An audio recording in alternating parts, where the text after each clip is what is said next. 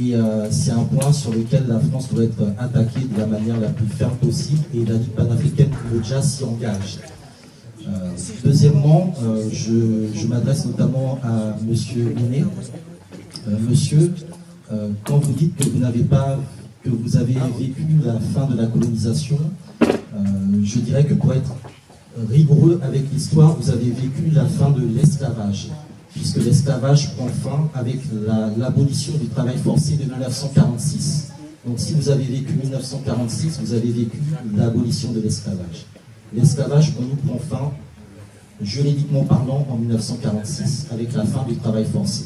Et ça aussi, c'est des rectifications historiques que nous devons faire. Parce qu'on repousse le plus loin possible la fin de l'esclavage pour nous faire croire que c'est du passé, alors que c'est totalement présent. On a des hommes et des femmes qui sont nés dans des conditions serviles, et ça doit être rappelé constamment.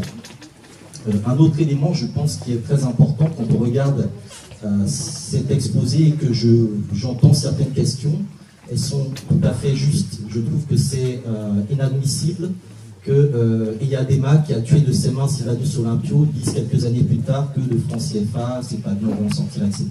On a trop de dirigeants qui ont du sang sur les mains, qui ont tué les libérateurs de l'Afrique et qui ensuite se posent comme des soi-disant panafricanistes. Ça, c'est inadmissible. Et je pense que ceux-là n'ont pas vocation au chapitre, n'ont pas vocation à entrer dans notre histoire. Quelqu'un comme Omar Bongo, et dont le fils continue à tuer des Gabonais innocents et qui rapatrie tout son argent ici et qui est très content d'avoir du franc CFA, je pense que ces gens-là ne doivent pas rester dans notre histoire. Il faut les dégager le plus rapidement possible. Pareil pour Ouattara, pareil pour beaucoup d'autres. Je crois également qu'il y a la nécessité de comprendre que la question des accords militaires est très importante, parce que c'est dans les accords militaires que pour un certain nombre de pays sont placés les privilèges sur l'accès aux matières stratégiques. Donc les accords militaires doivent être également débattus. Ce n'est pas que les accords militaires. Les accords militaires sont fondamentaux. Et je crois que cette question des accords militaires, il faut la travailler sérieusement. Dans les années 60, beaucoup de pays ont expulsé l'armée française. Sans problème. La Haute-Volta l'a fait, le Mali l'a fait, on a fermé les bases militaires françaises. Et aujourd'hui, elles sont en train de revenir de la manière la plus brutale et sournoise qui soit, en invoquant le terrorisme, qui est en fait une manipulation de la guerre pour nous imposer leur présence et celle des multinationales. La semaine dernière, j'étais au Niger. Alors, on a parlé de la disparition de la race blanche, etc., tout ça. Je peux vous dire que le Niger, c'est la première fois que je passe une semaine dans un pays africain et que je ne vois aucun blanc. Et c'est extrêmement intéressant parce que ça montre que tout le délire autour du terrorisme a fait fuir effectivement les blancs. Mais ça ne nous a pas fait fuir puisqu'il y a de plus en plus de militaires américains, allemands, français qui sont au Niger, mais ils ne sont plus visibles. Ça renvoie à ce que je disais tout à l'heure sur l'empreinte légère. La recolonisation est de plus en plus violente et brutale, et elle est de plus en plus invisible, parce que nous avons tendance à nous focaliser sur des questions de couleur qui n'ont aucun intérêt et aucun sens, parce que l'argent n'a pas de couleur, c'est le capitalisme. Et de ce point de vue-là, il y a beaucoup de Noirs qui collaborent. On a des élites africaines qui profitent de ce système et qui sont bien contents de jouer de cette mondialisation. Donc la question de la monnaie, c'est une question de lutte contre le capitalisme et de rapport de force et de rapport de classe. C'est très important. La valeur d'une monnaie dépend de la valeur de sa production. C'est très important. Un autre élément, je pense, important, c'est de défranciser cette question. Effectivement, la Côte d'Ivoire est le poids lourd de l'UNOA. Mais l'UNOA ne vaut rien au niveau de la CEDEAO, puisque au niveau de la CEDEAO, c'est le Nigeria qui pèse pour près de 70% de l'économie de la CEDEAO. Le véritable adversaire de la France dans cette région, c'est le Nigeria. Donc il faut que l'on inclue nécessairement les pays africains qui ne sont pas dans le franc CFA pour travailler cette question-là. Et c'est tout l'enjeu de cette fameuse monnaie de la CEDEAO, qui est une vaste blague sur laquelle le Nigeria refuse de se positionner tant que les autres pays ne s'engagent pas clairement à sortir du franc CFA. Parce que le Nigeria est le pays dans lequel une banque centrale, à l'échelle au moins ouest-africaine, devrait être présente, mais cela nécessiterait que le Nigeria renonce à sa propre souveraineté monétaire. Donc il y a des enjeux politiques qui sont bien évidemment dedans, et des renégociations de ce qu'on appelle la convention de Fort-Lamy, pour ce qui permettait en fait d'échanger les postes au niveau de la BCAO, de la CEMAC, de la BCAC, etc. Donc il y a des personnes qui jouent leur carrière dessus et qui ne veulent absolument pas que les choses bougent et qui nous baladent avec des histoires de monnaie unique, de monnaie de la CDAO. Donc, je terminerai en soulignant que pour moi, la meilleure solution est probablement la solution juridique, c'est-à-dire que le franc CFA est juridiquement illégal. Il devrait être géré au niveau européen et la manière dont la France en fait le gère au niveau de son ministère des budgets est totalement illégale du point de vue du droit européen. Donc il serait, je pense, très pertinent d'attaquer la France de ce point de vue-là au niveau des instances européennes. C'est un travail qui doit être fait par les juristes et je pense très sincèrement que la solution juridique doit être la plus travaillée et la plus raffinée d'une certaine manière. Enfin, je termine avec cet aparté sur cette question-là en vous donnant en 2 minutes comment sortir du franc CFA. Il faut cesser de tromper les masses par les rafistolages mineurs et accomplir l'acte qui consomme la rupture avec les faux ensembles. Communauté, Commonwealth, Eurafrique, sans lendemain historique. Il faut faire basculer définitivement l'Afrique noire sur la pente de son destin fédéral.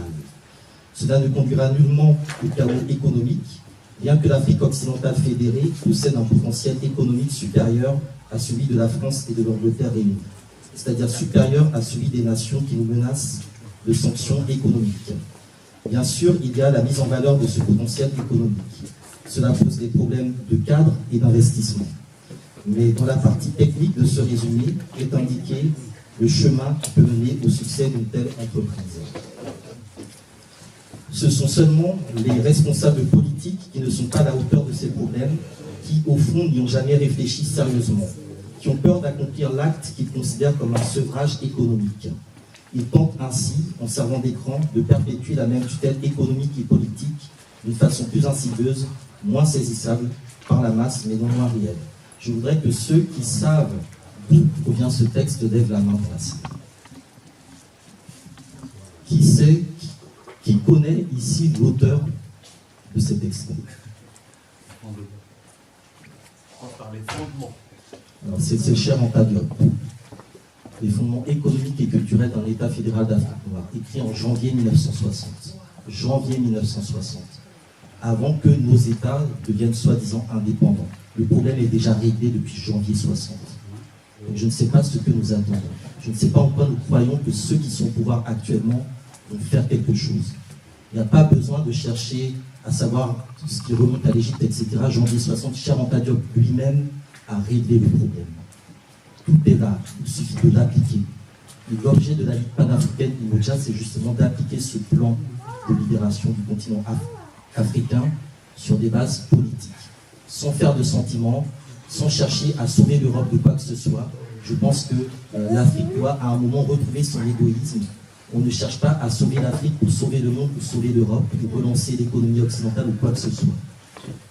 On doit se sauver, on doit être sur le qui-vive, on doit être dans une stratégie de survie, comme nos ancêtres l'ont été depuis suffisamment longtemps. Et je crois que c'est fondamental vraiment de comprendre qu'aujourd'hui, ces enjeux sont extrêmement importants. Donc c'est le préambule que je voulais faire avant de lancer cette conférence de presse de la Ligue panafricaine Umoja. Donc la Ligue panafricaine Umoja est une organisation politique qui est présente donc, dans une quinzaine de territoires sur le continent et dans la diaspora, et qui œuvre pour réaliser les États-Unis d'Afrique sur la base justement de ces influences théoriques mais également réelles que nous considérons comme étant toujours d'actualité. Kwame Nkrumah, Cheikh Anta Diop, Thomas Sankara et bien d'autres, mais avec un regard critique et une compréhension de la nécessité de réactualiser tous ces enjeux-là. C'est très important effectivement de remonter jusqu'à l'Égypte, de faire comprendre que chaque Africain, Africaine a en lui une part même micro-infinitésimale de pharaon ou de grandeur historique. C'est très important, c'est fondamental. Mais aujourd'hui, nous sommes dans une situation qui ne nous permet pas justement de faire rayonner le génie que nous avons. Et l'objet de la Ligue panafricaine Umoja, c'est justement je dirais, redonner à l'Afrique sa dignité. Donc, je vais dans un premier temps laisser le président de la Ligue panafricaine Umoja prendre la parole, et je pense que s'il le souhaite, je réinterviendrai ensuite, mais l'essentiel, je pense, et que nous ayons ensuite un échange avec vous, à la fois sur l'actualité politique du continent africain, sur l'actualité du panafricanisme et sur un certain nombre d'enjeux qui expliquent pourquoi nous pensons qu'il est temps de passer, je dirais, à une vitesse supérieure.